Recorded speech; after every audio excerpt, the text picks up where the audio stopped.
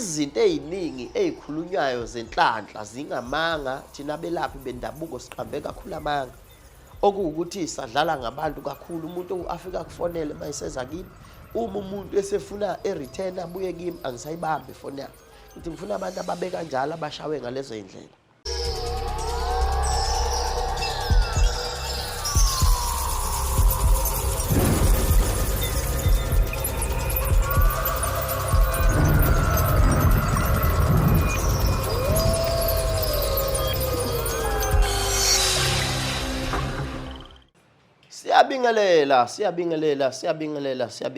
Sibingelela izwe lonke likaMthaniya, izwe likaZulu, sibingelele lonke iNgonyama Trust, sibingelele imbati amashangane, sibingelele imbati amandebele, sibingelele imbati abesuthu, sibingelele imbati amaXhosa, sibingelele imbati abaTswana, imbati abandebele, imbati amampondo, embata bonke abantu, sibingelele uNkulumbane lo okhulumayo, okhuluma kumsakazo omkhulu uKZN podcast. uNkulumbane kuwumelaphi wendabuko osebenza kakhulu ngamakhambi esintu, aphinda sebenze kakhulu ngokulapha abantu, sikhuluma ngokwelashwa, ngokukhuphula impilo yomuntu akwazi ukuthi umuntu aphile impilo engcono. uNkulumbane ngithi nje namhlanje angilethela abantu ukuthi uNkulumbane umuntu osiza kakhulu abantu. Ngifuna kakhulu abantu abathi thina siphume emazweni, njengoba siphume emazweni besiyolanda izinto ezinkulu, sakhokha izimali ezinkulu, safike salimala, sashawa ikhanda. Ngifuna abantu abathi mina ifike lento yasebenza, yayisiyehla amandla yaphela. Ngithi mina ngifuna umuntu othi cha ngisebenzile khona ukusebenza kodwa njengamanje ibhizinisi lami angiliboni kahle, angisakhi isigubhu, uphondo futhi angilakhi, kuyimfihlo yami nawe wena ozofika kimi ukuthi sithembisana ini noma sinikana ini. Ngithi ngifuna abantu abathi bona bashawe kakhulu izinto, bashawe kakhulu, bekhokhe kakhulu. uNkulumbane ngithi njengamanje umuntu othi ufuna ukuphakanyiswa, ngifuna ukuthi asondele eduze kwaNkulumbane, ezoxoxa noNkulumbane, ufike kuNkulumbane ebese sikwakhela lento engiyakhayo. Ngifuna ukintroduce into abantu abangayazi ngeladi lasentabeni, ngeladi likaNomkhubulwane, ngeladi likaNomoyi, ngeladi likaNomsombuluko. Ngifuna ukuthi abantu ngibaphakamise ngalo asebeshawe kakhulu, abathi cha sina sesihambile izinto, cha ayayilungi. Ngithi cela usondele kuNkulumbane, ngabe use-Eastern Cape, use-Western Cape, use-Northern Cape, use-Mpumalanga, use-Free State, use-Lusuthu, use-Goli, ula eKZN. Ngithi ngicela usondele kuNkulumbane, sikhuluma into ehambayo, sikwazi ukuthi sikwelaphe kuleyo nkinga yakho. Izinto eziningi ezikhulunywayo zenhlanhla zingamanga thina belaphi bendabuko siqhambe kakhulu amanga okuwukuthi sadlala ngabantu kakhulu umuntu afika kufonele mayiseza kimi uma umuntu esefuna ereturn abuye kimi angisayibambi ifoni yakhe. Ngithi ngifuna abantu ababeka kanjalo abashawe ngalezo indlela, sikwazi ukuthi sisebenze nawe, sikukhuphula uyibono yaphezulu yaphambili, sikwazi ukuthi sikufake lento esizokufaka yona, sikunike lento esizokunika yona, ebese uphuma uhamba. Ngifuna ukuthi emva kwa 3 months, 2 months to 3 months ungifonele ungitshela ukuthi cha mkhulu ngicela ukukuthengela iRange Rover ngoba manje ngiyayibona lento onginikeze yona, noma lento oyifake kimi ukuthi cha iyasebenza njengamanje.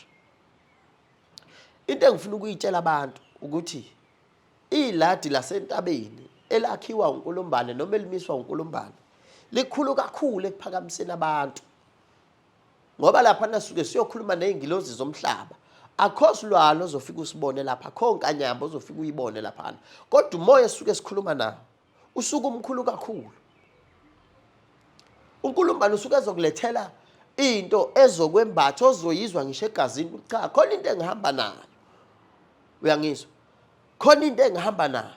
Sithi masingibathisa lamandla esizobe singibathisa wona akuwona amandla obumnyama, kuwona amandla ezinto ongazazi, akuwona amandla ezinto okuthiwa cha sizofuna igazi. Cha, akufuni igazi lana, asifuni imvu, asifuni imbuzi, asifuni inkomo ehamba ngeenyawo, kodwa sisukelana sizokunikeza amandla ngaleli ladi lasentabeni, ebese sikunika izinto okuzoba imfihlo yakho, okukuleyo mfihlo yakho ungayishare nomndeni wakho, uyazi nomndeni wakho nezingane zakho nomkakho, okuwukuthi akuyona imfihlo, okuwukuthi kuzothi ubaba wayengena yedwa kule yandlu, kodwa imfihlo esizokunikeza yona imfihlo kaNomkhubulwane, kaNomoya, imfihlo kaNomsombuluko, nemfihlo kaNomgqibelo.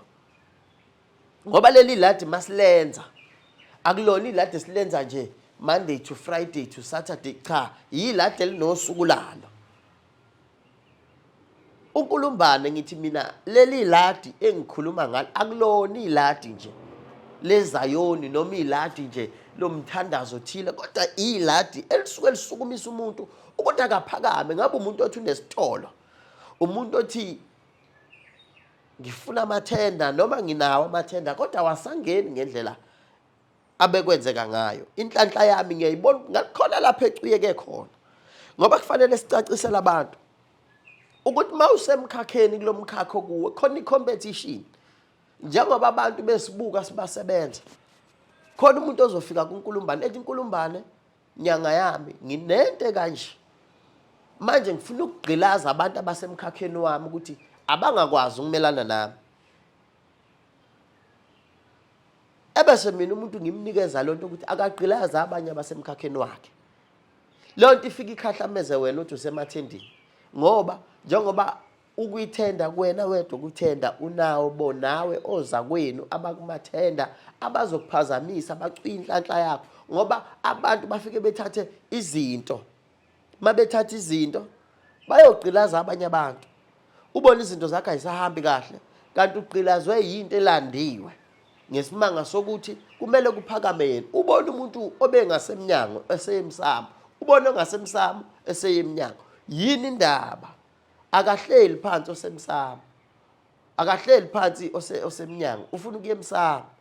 Osemsamo uyibona senethezekile, kanti osemnyango ufuna ukuya emsamo, ufuna ukususa osemsamo ukuhlala yena. So ngithi abantu abazi ukuthi khona umuntu ozothi uzofuna uphondo lokugqilaza abanye abantu, ngimnike uphondo lufike ligqilaza abantu limthathe limkhuphule ephezulu, ngoba ubeyibona yena esemnyango befuna ukuya emsamo. So ngithi abantu abazi khona iladi, khona iladi uNkulumbane alakhayo elahamba namathize thiza khona, esisuke singibathisa ingilozi yamandla, esisuke sizokunikeza ingilozi yamandla ezokwembatha, okuzothi ngisho kunenkinga ikwazi le ngilozi ukuthi ikutshele, ikhulume nawe ebusukulele, ithi njengamanje kunenkinga ekhona okufanele ukuthi ubuyele lapha kuluyagobela wakho. Uyangizwa? Iyakhuluma lento nawe ukuthi wena kufanele ukuthi kwenzakaleni, wena njengamanje uyaphakama uyaphezulu. Ngithi abantu ose Eastern Cape, ose Mpumalanga, okephi nakuphi, akafonela uNkulumbane enambeni ka 060 958 4545, aphinde athinte uNkulumbane enambeni ka 060 958 4545. Kube nenye inamba kaNkulumbane nayo ngizoyiphinda kabili, thinta uNkulumbane kule namba ka 060 958 4545. Lezo inamba lezo uNkulumbane utholakala kizo. Uzokwazi ukuthi ungithinte uthole yonke imininingwane. Iprize angiyikhulumi nomuntu efonini, ngicela ufike kuNkulumbane nikhulume nizwe ukuthi indaba ithini, ukwazi ukuthi uthole usizo oludingayo. uNkulumbane lo khulumayo, uNkulumbane lo khulumayo.